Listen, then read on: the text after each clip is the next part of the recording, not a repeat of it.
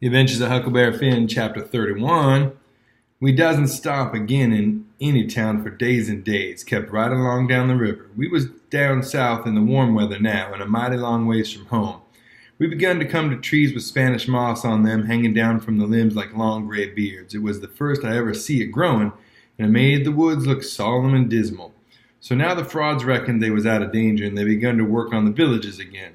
First they done a lecture on temperance, but they didn't make enough for them both to get drunk on. Then in another village they started a dancing school, but they didn't know no more how to dance than a kangaroo does. So the first prance they made, the general public jumped in and pranced them out of town. Another time they tried to go at yellowcution, but they didn't yellowcute long enough till the audience got up and give them a solid good cussing and made them skip out. They tackled missionarying and mesmerizing and doctoring and telling fortunes and a little of everything, but they couldn't seem to have no luck. So at last they got just about dead broke and laid around the raft as she floated along, thinking and never saying nothing by the half a day at a time, and dreadful blue and desperate. And at last they took a change and begun to lay their heads together in the wigwam and talk low and confidential 2 or 3 hours at a time. Jim and me got uneasy. We didn't like the look of it. We judged they was studying up some kind of worse deviltry than ever. We turned it over and over, and at last we made up our minds they was going to break into somebody's house or store, or was going into the counterfeit money business or something. So then we was pretty scared and made up an agreement that we wouldn't have nothing in the world to do with such actions, and if we ever got the least show, we would give them the cold shake and clear out and leave them behind. Well, early one morning we hid the raft in a good, safe place about 2 miles below a little bit of shabby village named Pikesville, and the king he went ashore and told us all to stay hid whilst he went up to town and smelt around to see if anybody had got wind of the royal Nonesuch there yet. House to rob, you mean, I says to myself, and when you get through robbing it, you'll come back here and wonder what has become of me and Jim and the raft, and you'll have to take it out in wondering. And he said if he weren't back by midday, the Duke and me would know it was all right and we was to come along. So we stayed where we was. The Duke, he fretted and sweated around and was in a mighty sour way. He scolded us for everything, and we couldn't seem to do nothing right. He found fault with every little thing. Something was a-brewing, sure. I was good and glad when midday come and no king. We would have a change anyway, and maybe a chance for the chance on top of it. So me and the Duke, we went up to the village and hunted around there for the king, and by we found him in the back of a little low doggery, very tight, and a lot of loafers bully-ragging him for sport, and he a-cussing and a-threatening with all of his might, and so tight he couldn't walk and couldn't do nothing to them. The Duke, he began to abuse him for an old fool, and the king began to sass back, and the minute they was fairly at it, I lit out and shook the reefs out of my hind legs and spun down the river road like a deer, for I see our chance. And I made up my mind that it would be a long day before they ever see me and Jim again. I got down there all out of breath, but loaded up with joy, and sung out, "Set her loose, Jim, we're all right now." But there warn't no answer. Nobody come out of the wigwam. Jim was gone. I set up a shout, and then another, and run this way and that in the woods, whooping and screeching, but it weren't no use. Old Jim was gone. Then I sat down and cried. I couldn't help it, but I couldn't sit still long. Pretty soon I went out on the road trying to think of what I better do, and I run across a boy walking and asked me if he'd seen a strange nigger dressed so-and-so, and he says, "Yes." "Whereabouts?" says I. "Down to Silas Phelps' place, 2 miles below here. He's a runaway nigger, and they got him." "Was you looking for him?"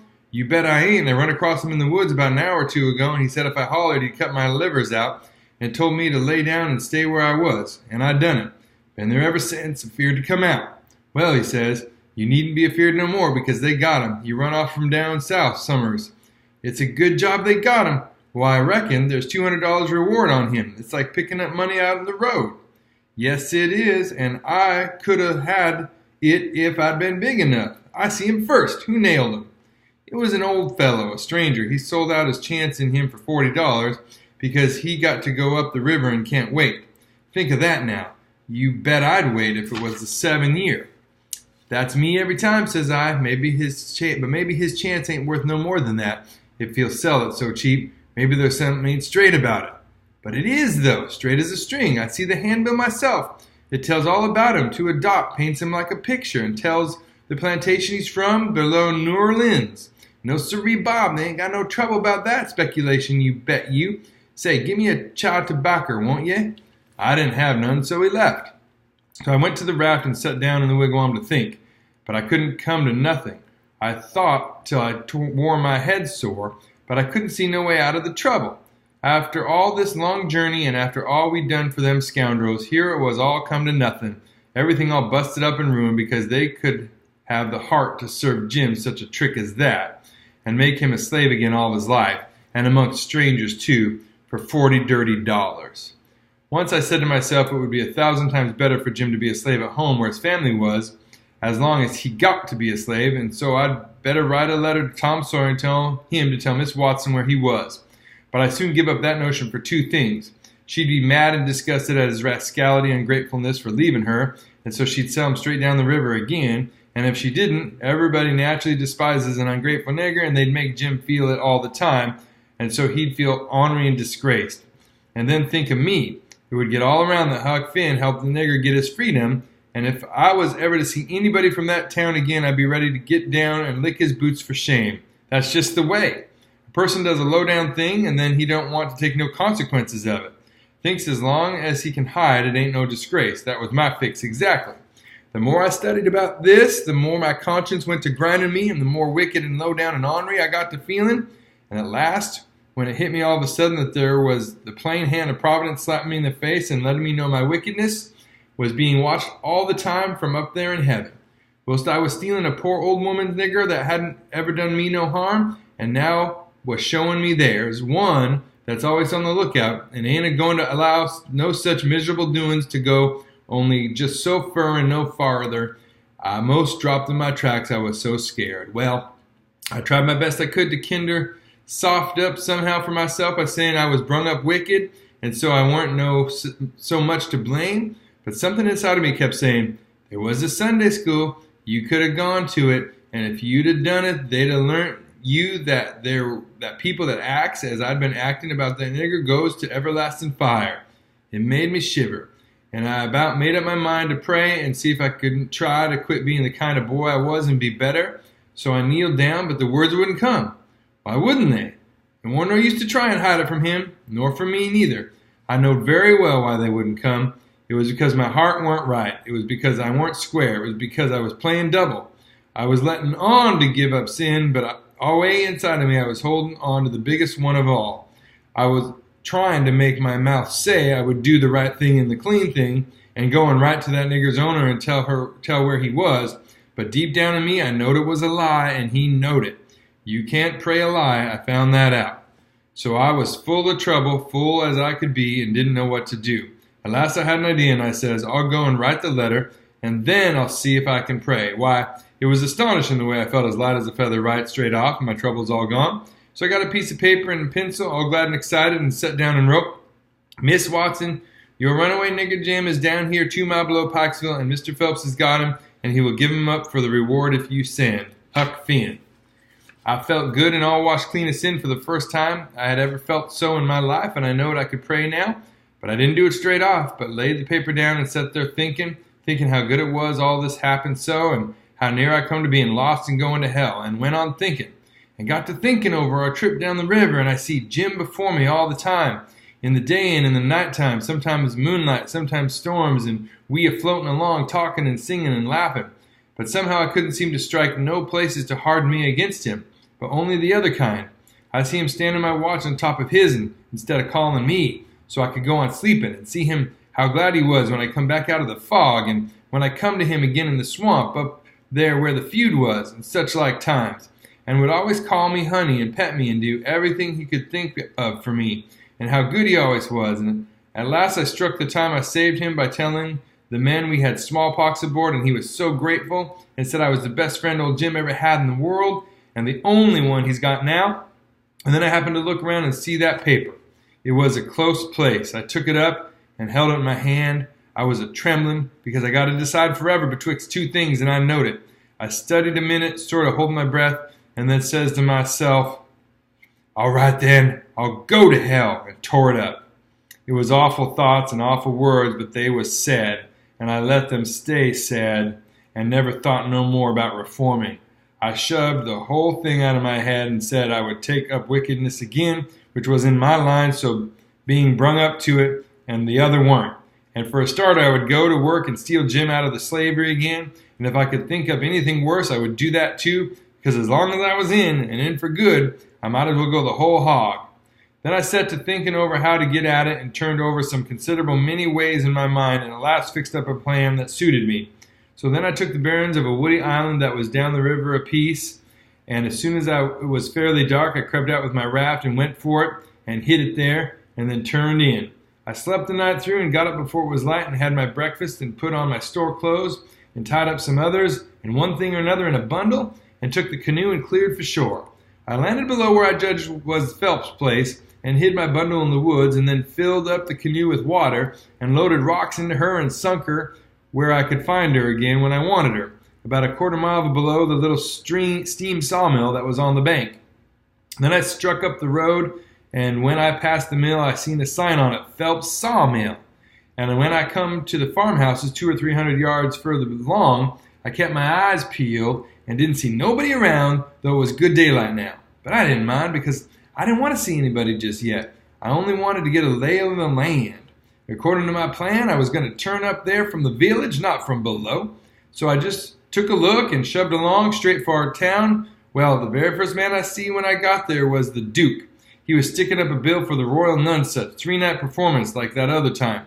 They had the cheek, them frauds. I was right on him before I could shirk. He looked astonished and says, "Hello, where'd you come from?" Then he says, kind of glad and eager, "Where's the raft? Got her in a good place?" I says, "Why, that's just what I was going to ask your grace." Then he didn't look so joyful and says, "What was your idea of asking me?" He says. "Well," says I, "when I see the king in that doggery yesterday, I says to myself, we can't get him home for hours till he's soberer. So I went a loafing around the town to put in the time and wait. A man up and offered me 10 cents to help him pull a skiff over the river and back to fetch a sheep. And so I went along, but when we was dragging him to the boat, and the man left me a hold of the rope and went behind him to shove him along, he was too strong for me and jerked loose and run, and we after him. We didn't have no dog, and so we had to chase him all over the country till we tired him out.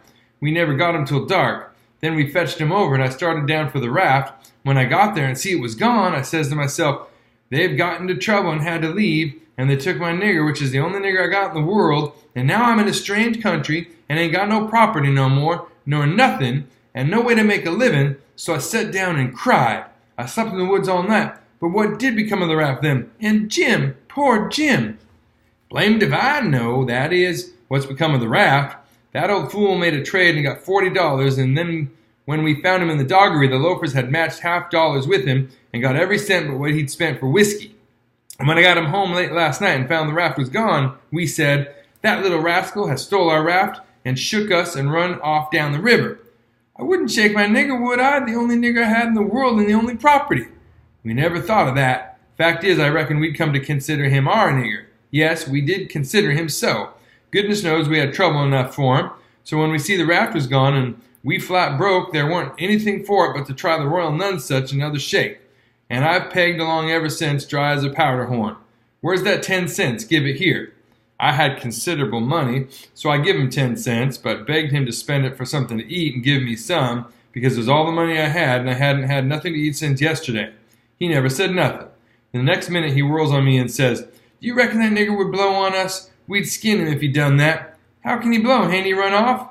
No, that old fool sold him and never divided with me, and the money's gone. Sold him? I says, and begun to cry. Why, he was my nigger, and that was my money. Where is he? I want my nigger. Well, you can't get your nigger, that's all, so dry up your blubbering. Looky here, do you think you'd venture to blow on us?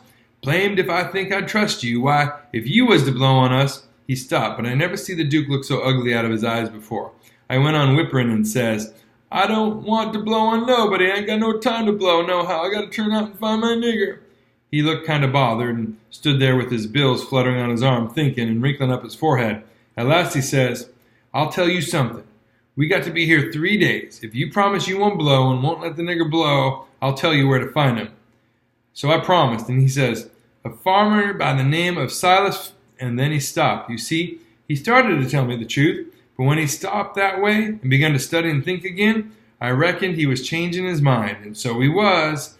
He wouldn't trust me. He wanted to make sure of having me out of the way the whole 3 days. So pretty soon he says, the man that bought him is named Abram Foster, Abram G. Foster, and he lives 40 miles back here in country on the road to Lafayette. All right, says I I can walk in 3 days. I'll start this very afternoon. No, you won't. You'll start now. And don't you lose any time about it neither, nor do any gabbling along the way. Just keep a tight tongue in your head and move right along, and then you won't get into trouble with us. Do you hear? That was the order I wanted, and that was the one I played for. I wanted to be left free to work my plans. So clear out, he says. And you can tell Mr. Foster whatever you want to. Maybe you can get him to believe Jim is your nigger. Some idiots don't require documents. Leastways, I've heard there's such a South here. And when you tell him the handbill and the reward's bogus, maybe he'll believe you when you explain to him what the idea was for getting him out. Go along now and tell him anything you want to, but mind you don't work your job between here and there. So I left and struck for the back country. I didn't look around, but I kind of felt like he was watching me. But I knowed I could tire him out at that. I went straight out in the country as much as a mile before I stopped, and then I doubled back through the woods towards Phelps's. I reckon I better start my own plan straight off without fooling around, because I wanted to stop Jim's mouth till these fellows could get away. I didn't want no trouble with their kind. I'd seen all I wanted of them and wanted to get entirely shut of them.